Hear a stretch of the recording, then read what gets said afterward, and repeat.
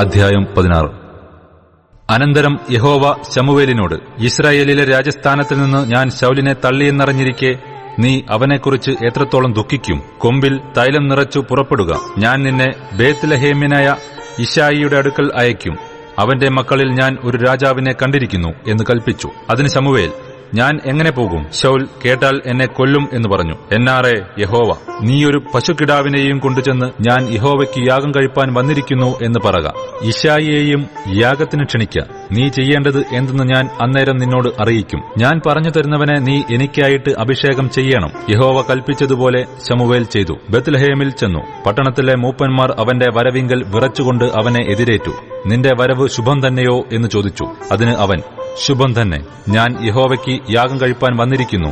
നിങ്ങളെ തന്നെ ശുദ്ധീകരിച്ച് എന്നോടുകൂടെ യാഗത്തിന് വരുവിൻ എന്ന് പറഞ്ഞു. അവൻ യിശ്ശായിയെയും അവന്റെ മക്കളെയും ശുദ്ധീകരിച്ച് അവരെയും യാഗത്തിന് ക്ഷണിച്ചു. ചിലർ വന്നപ്പോൾ അവൻ ഏലിയാബിനെ കണ്ടിട്ട്, യഹോവയുടെ മുമ്പാകെ അവന്റെ അഭിഷിക്തൻ ഇതാ എന്ന് പറഞ്ഞു. യഹോവ ശമൂവേലിനോട്, അവന്റെ മുഖമോ പൊക്കമോ നോക്കരുത്. ഞാൻ അവനെ തള്ളിയിരിക്കുന്നു. മനുഷ്യൻ നോക്കുന്നതുപോലെയല്ല, മനുഷ്യൻ കണ്ണിന് കാണുന്നത് നോക്കുന്നു. യഹോവയോ ഹൃദയത്തെ നോക്കുന്നു എന്ന് അരുളി ചെയ്തു.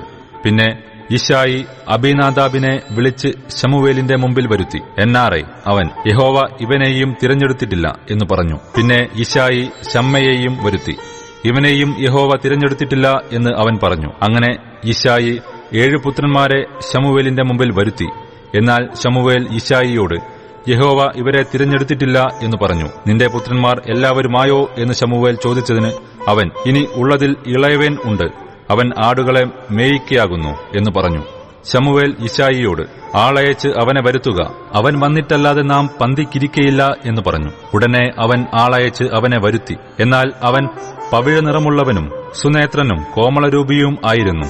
അപ്പോൾ യഹോവ, എഴുന്നേറ്റ് ഇവനെ അഭിഷേകം ചെയ്യുക, ഇവൻ തന്നെയാകുന്നു എന്ന് കൽപ്പിച്ചു. അങ്ങനെ ശമൂവേൽ തൈലക്കൊമ്പെടുത്ത് അവന്റെ സഹോദരന്മാരുടെ നടുവിൽ വെച്ച് അവനെ അഭിഷേകം ചെയ്തു. യഹോവയുടെ ആത്മാവ് അന്നുമുതൽ ദാവീദിന്മേൽ വന്നു. ശമൂവേൽ എഴുന്നേറ്റ് രാമയിലേക്ക് പോയി. എന്നാൽ യഹോവയുടെ ആത്മാവ് ശൌലിനെ വിട്ടുമാറി. യഹോവ അയച്ച ഒരു ദുരാത്മാവ് അവനെ ബാധിച്ചു. അപ്പോൾ ശൌലിന്റെ ഭൃത്യന്മാർ അവനോട്, ദൈവം അയച്ച ഒരു ദുരാത്മാവ് നിന്നെ ബാധിക്കുന്നുവല്ലോ. ആകയാൽ കിന്നരവായനയിൽ നിപുണനായ ഒരുത്തനെ അന്വേഷിപ്പാൻ തിരുമനസ്സുകൊണ്ട് അടിയങ്ങൾക്ക് കൽപ്പന തരേണം. എന്നാൽ ദൈവത്തിങ്കൽ നിന്ന് ദുരാത്മാവ് തിരുമേനിമേൽ വരുമ്പോൾ അവൻ കൈകൊണ്ട് വായിക്കുകയും തിരുമേനിക്ക് ഭേദം വരികയും ചെയ്യും എന്ന് പറഞ്ഞു. ശൌൽ തന്റെ ഭൃത്യന്മാരോട്, കിന്നരവായനയിൽ നിപുണനായ ഒരുത്തനെ അന്വേഷിച്ചു കൊണ്ടുവരുവിൻ എന്നു കൽപ്പിച്ചു. ബാല്യക്കാരിൽ ഒരുത്തൻ, ബേത്ത്ലഹേമ്യനായ യിശ്ശായിയുടെ ഒരു മകനെ ഞാൻ കണ്ടിട്ടുണ്ട്. അവൻ കിന്നരവായനയിൽ നിപുണനും പരാക്രമശാലിയും യോദ്ധാവും വാക്ചാതുര്യമുള്ളവനും കോമളനും ആകുന്നു. യഹോവയും അവനോടുകൂടെ ഉണ്ട് എന്ന് പറഞ്ഞു. എന്നാറെ ശൌൽ യിശ്ശായിയുടെ അടുക്കൽ ദൂതന്മാരെ അയച്ചു. ആടുകളോടുകൂടെ ഇരിക്കുന്ന നിന്റെ മകൻ ദാവീദിനെ എന്റെ അടുക്കൽ അയക്കണം എന്ന് പറയിച്ചു. യിശ്ശായി ഒരു കഴുതയെ വരുത്തി അതിന്റെ പുറത്ത് അപ്പം, ഒരു തുരുത്തി വീഞ്ഞ്, ഒരു കോലാട്ടിൻകുട്ടി എന്നിവയെ കയറ്റി തന്റെ മകൻ ദാവീദ് വശം ശൌലിന് കൊടുത്തയച്ചു.